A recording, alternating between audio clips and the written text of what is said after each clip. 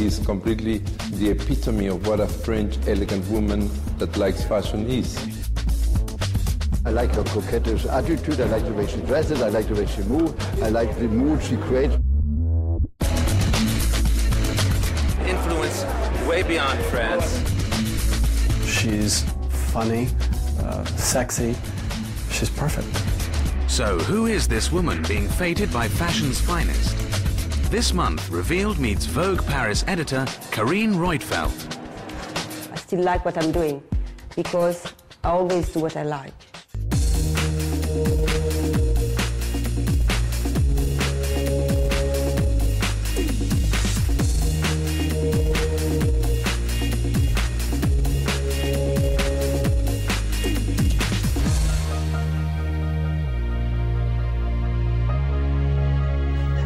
Late afternoon in the middle of Paris Fashion Week.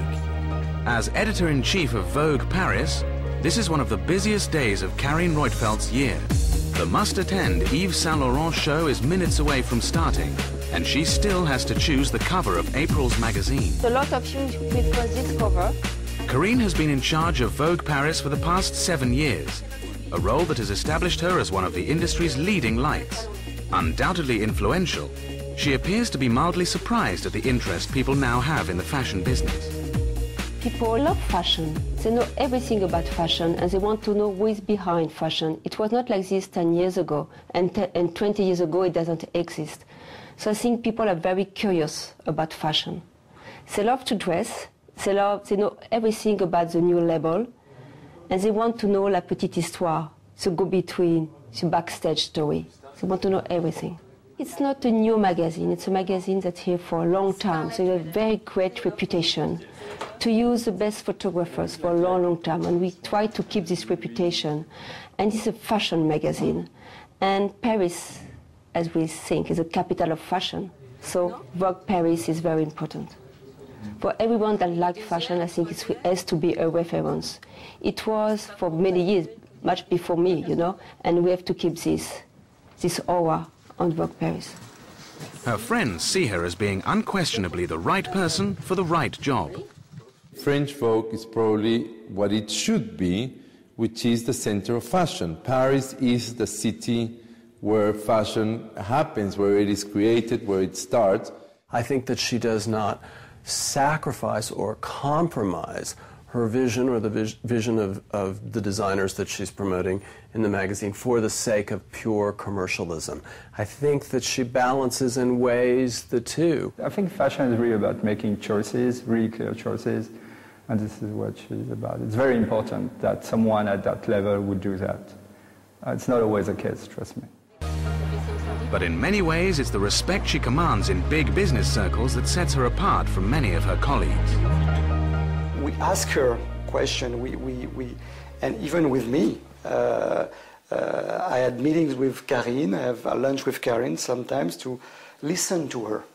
And it's not because of Vogue, it's because of her. She's part of the few people that are highly listened in the luxury world. Carine arrived at Vogue after years of working as a stylist. Her principal colleagues during that period were Tom Ford and Mario Testino. When Tom Ford started doing Gucci, he contacted us and we were unsure about working for Gucci because Gucci wasn't at the time really a cutting-edge company, which was what we were trying to be. You know, we were like up-and-coming a team, but we decided to work with him because he came to see us at a studio one day. It was a really hot day in this tiny little epoxy studio in Paris. We were like in shorts and Birkenstocks, sweating away. I remember Carine vividly. She was wearing a pair of gray jersey, kind of long underwear, believe it or not, with a pair of strappy shoes, and she was stepping on the back straps of her heels. It was incredibly hot. Everyone was sweating. Carine was absolutely cool and looked immaculate. But Tom was very engaging, and he really got us into his world, and we started working together, and we did that for quite a few years, I guess some 7 years probably. We had an amazing relationship, the three of us. I think we had a very good similar idea of who the woman we liked was. Tom Ford, you know, was very important. when he decided to book me and Mario, he booked the team for his campaign. He makes us international. And I'm very proud of this book because there was a lot of my work. Of course, there was a lot of celebrities wearing Tom Ford outfit, but there was a lot of all the campaign I did with Tom. And this is 10 years of my life in one book, so it's very important, and it was nice. He put this was our first campaign, very successful one. It was very great to work with Tom because I'm not really working on the clothes, on the materials.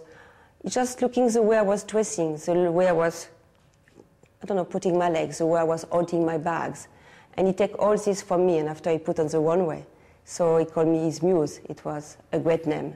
Now I lost this name of muse, so I miss it. Widely regarded as being among the most powerful people in fashion, one of the most important events in Carine's diary are the 3 days when the haute couture houses show off their wares in Paris.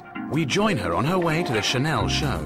I think Chanel is so Paris. No, I think it's like impossible to think of Paris couture, prêt-à-porter without thinking of Chanel. I hope we're going to see something fantastic. A celebrity in her own right, she is a vital fixture in the fashion firmament. Indeed, if popularity could be measured in kisses given and received, Carine would be up there with the best. Eventually she sits and the show starts.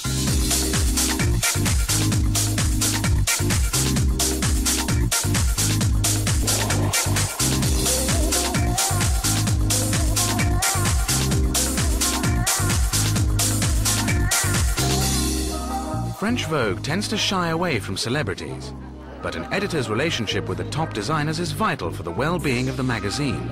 C'est vrai? Luckily, Karl Lagerfeld appears to be a fan. She is like nobody else. That is already the most important thing. She has an eye, she has a vision, and she is very professional because she really knows her job. She has a way of working very few have. She is a friend. I like to be with her. I think she is fun. I like her coquettish attitude. I like the way she dresses. I like the way she moves. I like the mood she creates when she is somewhere. Next up is an exhibition put on by the reclusive designer Martin Margiela. In a world where eccentricity is highly regarded, his behavior still surprises. He doesn't come out after his show. He don't go to any social event. He don't go to any dinner, never doing any interview, no pictures. And in a way, he make a legend. Even by extreme fashion standards, his shows are extraordinary.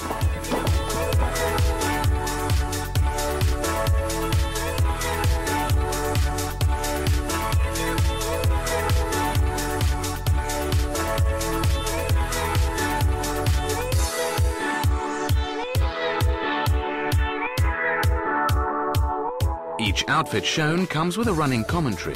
This is what we call the shades of jeans. We use about 7 to 8 jeans in different shades of denim that we cut in strips, and then we apply them on an asymmetrical overall. Carine leaves, and as the evening closes in, returns in a change of outfit, ready for her final show of the day. The Givenchy collection has been created by one of her favorite designers, Riccardo Tisci. And the show will feature one of her favorite models, Lara Stone. She's very different than the other girls. She's a bit rounder. She has more shape, more breasts, more hips.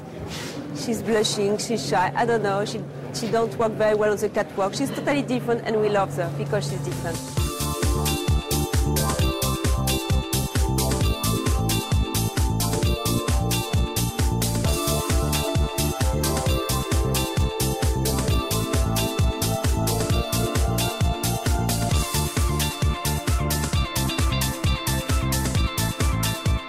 Backstage, and a delighted designer is happy to divert attention away from himself and onto Carine.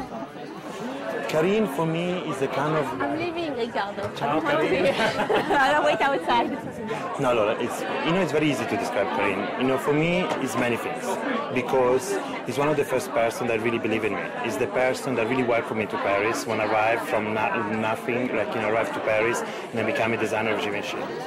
With that glowing endorsement, Carine joins the celebrating crowds. Another day of haute couture completed.